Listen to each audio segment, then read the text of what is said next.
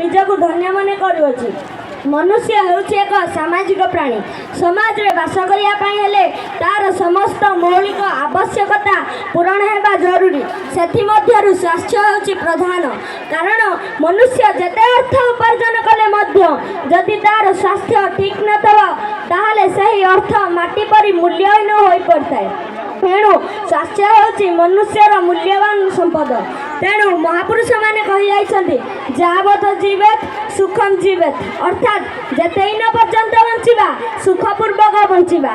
ତାହେଲେ ସେହି ସୁଖପୂର୍ବକ ବଞ୍ଚିବାର ପ୍ରମୁଖ ସାଧନା ହେଉଛି ସ୍ୱାସ୍ଥ୍ୟ।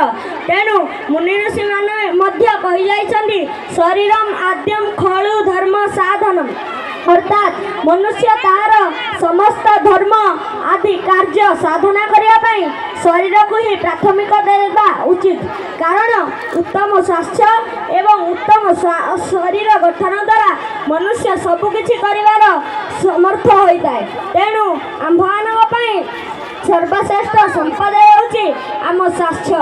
ଅନ୍ୟାନ୍ୟ ସମ୍ପଦ ଗୁଡ଼ିକ ତ ଆମକୁ କ୍ଷଣିକ ମାତ୍ର ସୁଖ ଦେଇ ପରବର୍ତ୍ତୀ ସମୟରେ ଦୁଃଖ ଦେଇପାରନ୍ତି, କିନ୍ତୁ ଉତ୍ତମ ସ୍ୱାସ୍ଥ୍ୟ ଆମକୁ ଆଜୀବନ ହିଁ ସୁଖ ପ୍ରଦାନ କରେ।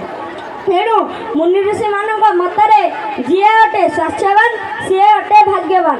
ଏଣୁ ଟଙ୍କା ପଇସା ଆଦି ସମ୍ପଦ ଗୁଡ଼ିକ ଅପେକ୍ଷା ଉତ୍ତମ ସ୍ୱାସ୍ଥ୍ୟ ହିଁ ମନୁଷ୍ୟ ପାଇଁ ଶ୍ରେଷ୍ଠ ସମ୍ପଦ ଅଟେ।